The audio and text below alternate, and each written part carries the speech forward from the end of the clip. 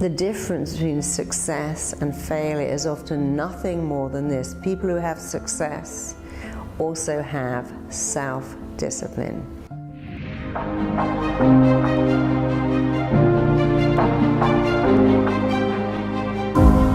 I'm Marisa Peer, and today I'm going to show you how to adopt the habits of self-discipline. And when you adopt them and make them your own, success will follow.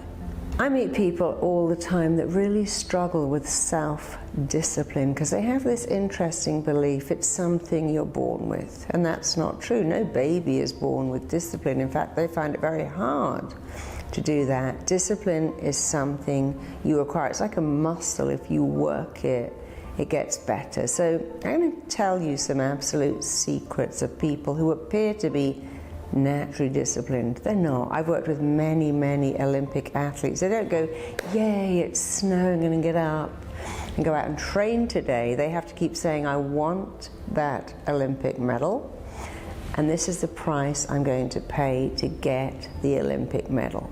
So before you begin to adopt self-discipline, take a minute and think, what do I want? What do I really want? And then answer another question, what price would I pay to get what I want? Do you want a great relationship? Well, you have to go out. You can't sit at home. You've got to go out and interact with people. You want a great job? You've got to go for some interviews. But there are some actually keys that very disciplined people have, and here is the most important one, and this would change your life if you do it. And I had to make myself do this. It was not natural at all. You must do what you don't want to do first. People who are hugely successful do this. They do the thing they hate first of all. I worked with somebody who was morbidly obese, and I said, you know, you have to work out. When I hate working out, you know, I'm heavy, it's really uncomfortable. I said, no, not only have you got to do it, you got to do it first. And I had to do that too. You see, if you don't like going to the gym and you go, I'll go later, then something happens, the phone rings, you eat something, you think, oh, it's too late now. When you go first, you think later, oh, I've been, I went to the gym first. I feel like a winner. You got to make a very difficult call. You've got to ring someone who owes you money, or confront someone that you don't want to confront, and you wait. And all day it's hanging over your head, making you feel so bad. But when you do it first, you feel like a winner. Because people who have discipline do this. They do the thing they do not want to do first.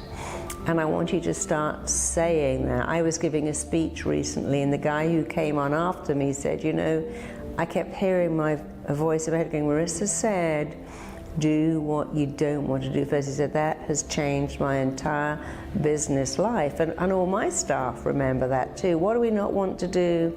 What's the worst job? Let's do that first and get it out of the way. So that is secret one to having incredible self-discipline. Tell yourself, make yourself do what you don't want to do first. And of course, in the beginning, this will be what you do, but you know what will happen? It starts to become who you are. It becomes easy. It becomes seamless. It's a bit like putting lenses in your eye. It feels seriously odd to suddenly jam your finger in your eye. But if you do it every day, it becomes easy. Because that's how habits are formed. You make a habit, and then your habits make you. So make your habits amazing. So you've got habit one. Here is habit two. Take action every single day in the direction of your goals. And that doesn't mean work for 10 hours a day, but even on a Saturday or a Sunday, if you're building your business, spend 5 minutes answering one email, making one call, because that's what winners do. They don't have a day off when they are on their way to success. They take action every single day in the direction of their goals. And here's point 3, and it possibly is the most important point of all. Delay gratification. Delay the reward. You see, years ago we went to work and our boss would go, hey, good job, you did really well today. But now a lot of us don't have a boss. We work for ourselves. We work from home. You may be a coach or a marketer. You don't have a boss praising you. Without praise, your praise muscle never really grows. What happens when you work for yourself is halfway through you stop and you do something. And what you have to do in the morning is go, right, I love my cappuccino, but I'm going to do something first.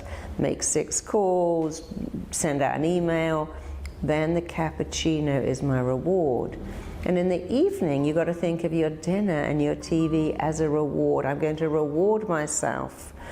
And you see, if you see it as a reward, it makes you work better. It's a big problem that we take the reward first. I'm going to eat that, have a nice dinner, and I'll do all the other stuff later. And you know what happens? Later never comes. So you have to now do what we naturally do as parents. We say when you finish your homework, you can go out to play. At school, you have work, and then playtime. A parent will say, tidy up your room, and then you might have ice cream. So we are naturally wired to take the reward after the work. But what's happened is we now give ourselves the reward before the work, and then we don't feel any inspiration to do the work. So I promise you, if you adopt these 3 habits, it will change your life. Do what you don't want to do first. Take action every day in the direction of your goals, no matter how small the action is. The smallness doesn't matter. What matters is you are wiring your mind, coding your mind, firing into your mind the habits of natural winners. And then you'll be a winner. And who cares if it's unnatural? That's not important. And point 3, of course, is delay gratification, delay your reward. When I was writing my first book, it was quite time consuming, and then my publisher rang me up and said, you know what, we're bringing the date forward by a whole month, like a whole month early. I was finding it really hard to finish it, and for that month I couldn't read a paper, I couldn't watch a movie. My favorite series happened to be on at the time, and I had to record it every day. I couldn't watch it, and I kept thinking, when I finish this, I'm going to take the whole day off. I'm going to binge watch that whole series. I had a little bag full of all the magazines and periodicals that I couldn't read, but I finished it because I kept thinking about that reward. And then I did take a day and watch everything I hadn't watched, read everything I hadn't read. And all my friends rang up and said, you must feel so great, you finished your book. I went, yeah, but you know what? I kind of miss it, actually. I'd really got into that discipline of getting up, writing, working. And that brings me to one more point I hadn't mentioned, and this is also very important. When you're doing that work, praise yourself. You know, when I wrote my book, I had to keep saying, this book is amazing, this book is phenomenal. Everyone is going to love this book. That may sound incredibly arrogant, but imagine if I'd said, oh my God, this book's not very good. In fact, this bit sucks. And what if nobody likes it? And what if nobody buys it? What if, oh my God, it doesn't even get a mention? You see, the way your mind works is it believes everything you tell it. Your mind can't really future pace. And if you do anything saying it probably won't work, imagine you go on Tinder going, oh, I'm just going to get ghosted. I know that's going to happen. No one's going to want me. I'm going to open a business. No one's going to buy my product. I'm going to be a coach, but no one is going to want to be coached by me because I don't have enough experience. Your mind cannot tell the difference between fact and fiction. What you tell your mind is real, as far as your mind is concerned. If you say it, it's true. And that's why when I wrote my first book, I said, this is amazing, this is phenomenal, this is extraordinary. When I got it back and I read it, I thought, do you know what? It's actually not. I can really see in the first 3 chapters that I'd never written a book before, but then I could see after the first 3 how it picked up. But no one else seemed to see that because it was indeed a bestseller. I always imagined it in the, I used to tell my little girl, one day you're going to see Mummy's book in in the front of this bookstore. And that's exactly what happened. And we took pictures because I could see it. And if you can see it, you can achieve it. So do that too when you're doing any task. Even if you're going to the gym and doing 300 sit-ups or the plank, don't go, oh my God, this is painful. Go, I love this. My body loves it. My body loves every sit-up. My arms love the plank. My spine loves this. When you're eating food, tell yourself, my body is digesting this. So remember to praise yourself, because these 4 things combined will give you phenomenal, incredible self-discipline. And self-discipline will change your life. And you know what's also amazing? When you adopt and embrace and pick up those 4 habits, at the end of every day you'll have this great feeling, I earned this, I deserve this, I'm worth it. So many of us walk around with a different belief, I'm not worth it, I winged that, I don't really deserve that, I don't deserve the praise, I don't deserve the recognition. I've worked with many, many, many international rock stars, and they have a great ability to destroy everything they've created because they say this, but you know, I wrote that song in 5 minutes. Someone said, write a song about pain. I dashed it out, got millions of pounds, but I didn't really feel I earned that. And you know what I did? I got rid of it all. And I see that time after time after time again. But when you feel you've earned it, then you can keep it. When you feel good about it, I earned it, I deserve it, I'm worth it. Those 4 habits will allow you to begin and end every day knowing that you are worth it. Worth it is very different to worthless. Be worth it by embracing those 4 habits of self-discipline. Own them, adopt them. If they're unnatural, say, well, I'll just keep doing this until it becomes natural. You know, come on. Peeing in the toilet wasn't natural once. Feeding yourself wasn't natural. But it became natural over time. And that's exactly what self-discipline will do for you. Over time, it will feel natural. First, it's what you do, and then it becomes who you are. When it becomes who you are, your life will be amazing.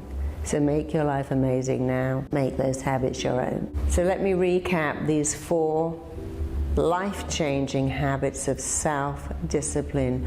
Do what you don't want to do, what you dislike, and do it first. Take action every single day on your way to success in the direction of your goals. Delay gratification.